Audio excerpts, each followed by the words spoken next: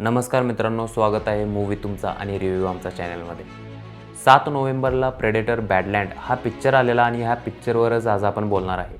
तर ह्याच्या आधी तुम्ही प्रेडेटरचं पिक्चर बघितलं असेल. ह्याच्यामध्ये प्रेडेटरचं सेपरेट त्यांची फ्रँचाईज आहे आणि ह्याचं पिक्चर आलेलं मध्ये प्रेडेटर वर्सेस एलियन आलेला. त्याच्यानंतर त्यांचा सेपरेट प्रे म्हणून पिक्चर आलेला.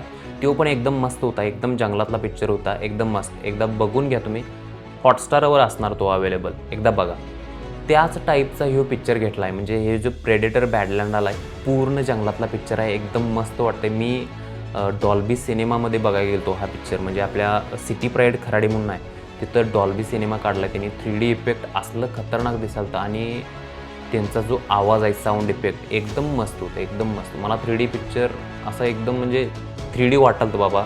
चेहऱ्यावर वगैरे सगळं त्यांचं ॲक्शन, तलवारी वगैरे असं चेहऱ्यावर यायला असं वाटालतं. म्हणजे एवढा पण 3D नाही, म्हणजे जसं मध्ये फायनल डेस्टिनेशन वगैरे आलतात त्याच्याप्रमाणे एवढा 3D नाही, पण 3D इफेक्ट तुम्हाला जाणवतील. त्याचं ॲक्शन, वेगवेगळं क्रिएचर्स वगैरे असं येतात, ते ॲक्शन जबरदस्त आहे. तर थोडक्यात हिची स्टोरी जर बघायला गेली तर स्टोरी कशी आहे, म्हणजे आता हे प्रेडेटर शक्यतो सगळ्या पिक्चरमध्ये हिने कसं दाखवतात, हा प्रेडेटर आहे आणि जो कोणी ह्याच्यापेक्षा ताकदवर दुसरा क्रिएचर आहे त्याला ह्यो मारायचं काम करत असतं. हेच त्यांचं टास्क असते. ओके, आता ह्यो पिक्चर जो आम्ही बघायला गेलो ह्याच्यामध्ये वेगळं, एकदम वेगळं डायरेक्शन आहे. ह्याच्यामध्ये काय झालेलं की ह्यो त्यांच्या प्लॅनेटवर एक कमजोर पर्सन आहे असं दाखवलं आणि त्याला पाठवतात एका दुसऱ्या ग्रहावर. तिथं कॅलिस म्हणून असा एक क्रिएचर आहे, तो कुणालाच मारायला आलेला असते. मग ह्यो काय म्हणतोय, मी त्याला मारून आणणार.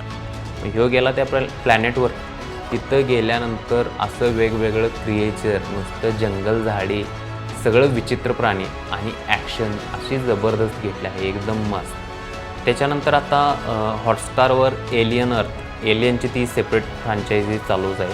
त्याच्यामध्ये ते सिंथेटिक रोबोट्स जे तयार केलेत, म्हणजे तुम्ही ते प्रोमेथियस वगैरे बघितलं असेल, जे रोबोट्स आहेत त्यांचे, तर त्याची भेट त्या असल्या रोबोटबरोबर होते आणि मग त्याला घेऊन ह्यो त्या कॅलिसला मारायला जातोय.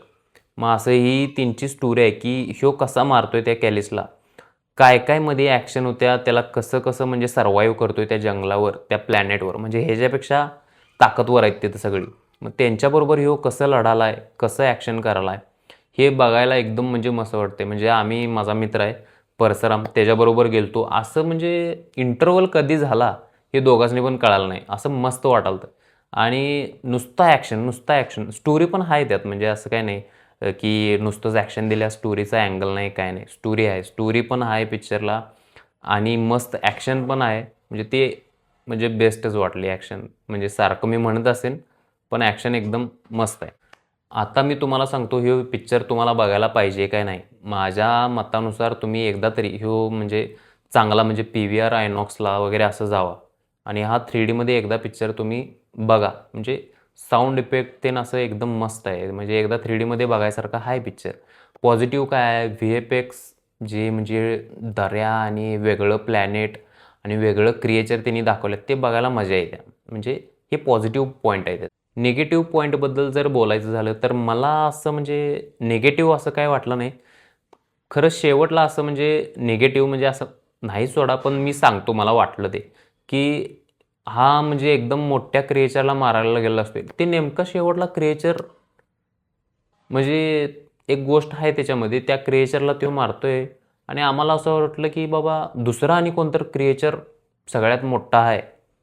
पण नंतर कळालं तो जे पहिल्या क्रिएचरला ह्यानं जे म्हणजे हँडल केला तोच होता क्रिएचर. म्हणजे शेवटला असा मोठा टास्क त्याला वाटला नाही, म्हणजे असं वाटलं आम्हाला. बाकी म्हणजे ओव्हरऑल पिक्चर एकदम मस्त आहे.